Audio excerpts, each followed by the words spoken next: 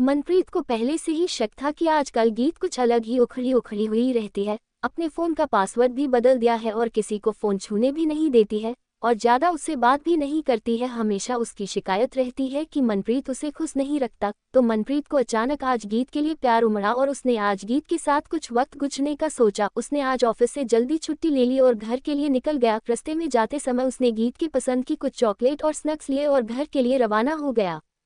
मनप्रीत की दोनों बहनें दिन में कॉलेज चली जाती थी, जो कि फिर शाम को ही घर वापस आती थी। और मनप्रीत की मां धार्मिक प्रवृत्ति की थी, इसलिए दिन में ज्यादातर धार्मिक कार्यों हेतु या तो सत्संग में चली जाती थी या फिर किसी गुरुद्वारे में चली जाती थी। दिन में गीत को पूरा टाइम मिल जाता था अपनी आशिकी करने के लिए। दिन में कम से कम 4 से 5 घंटे उसे खाली रहना होता था।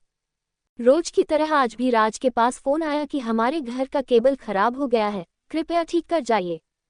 हिंदी कहानी अरेंज मैरिज। राज गीत के घर पहुंचा तो गीत उसका इंतजार ही कर रही थी।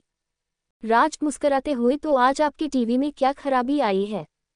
गीत आंख मारते हुए, मैकेनिक साहब खुद देख लो, पता नहीं सुबह से सही काम ही नहीं कर रही है। राज ने गीत के स्तनों को टटोलते हुए, यहाँ से तो कोई प्रॉब्लम लग नहीं रही। गीत ने आंखें बंद करते हुए सिसकारी लेते हुए, साहब ठीक से चेक करो। राज ने अब दूसरा हाथ गीत के नितंबों पर रखते हुए सहलाया और बोला, यहाँ से कुछ फॉल्ट लग रहा है। गीत के मुंह से आह निकल गई और बोली, हाँ देखो जरा ढंग से ठीक कीजिएगा आज। राज, मोहतरमा आज आप निश्चिंत रहिए, कोई कसर नहीं छोड़ी जाएगी। गीत ने मादकता भरी आवाज में कहा, मैकेनिक साहब अभी तो आपका प्रोडक्ट वारंटी में है ना। राज, मैडम आप चिंता न कीजिए, हमारा ये प्रोडक्ट सही करने की जिम्मेदारी हमारी है और इसका कोई एक्स्ट्रा चार्ज नहीं लगेगा।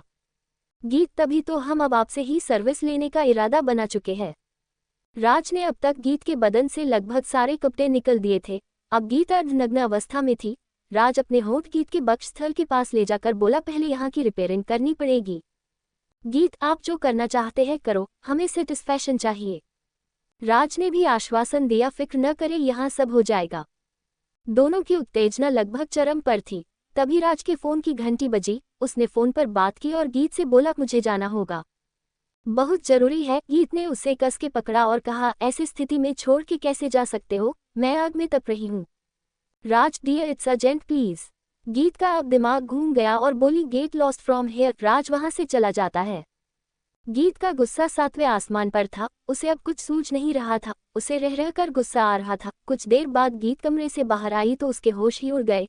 ये क्या, घर के बरामदे में राज खून से लथपथ पड़ा अंतिम सांसें गिन रहा था। उसके सर से खून की नदियां बह रही थी। अगर उसे 2-4 मिनट और अस्पताल न ले जाया गया तो उसका दम ही निकलने वाला था।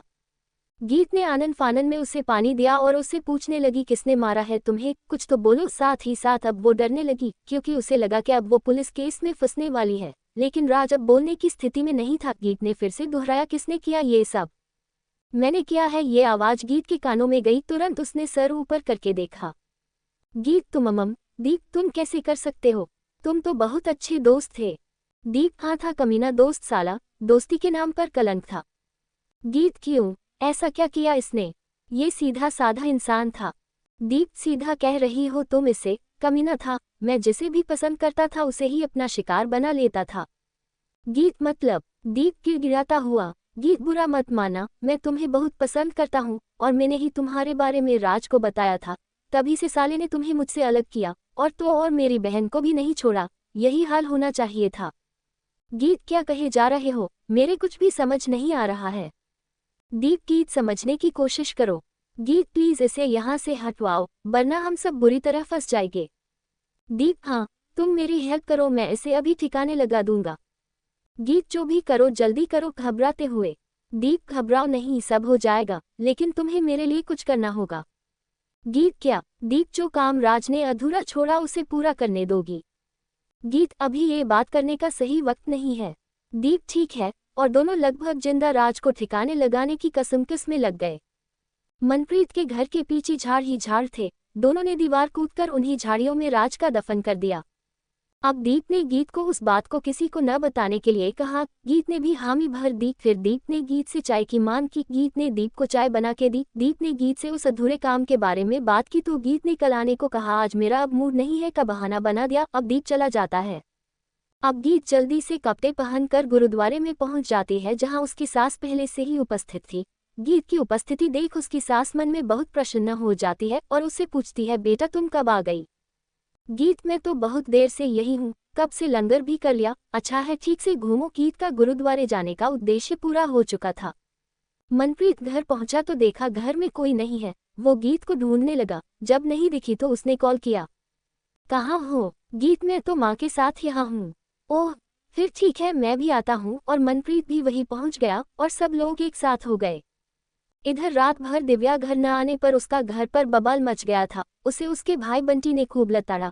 किसे पूछकर रुकी थी तू वहां? बगैर इस तरह का सोशल ड्रामा हो रहा था। वो बैठी रो रही थी। यादराम ने फिर दोनों को समझाया और मामला शांत किया। दोपहर का समय था। यादराम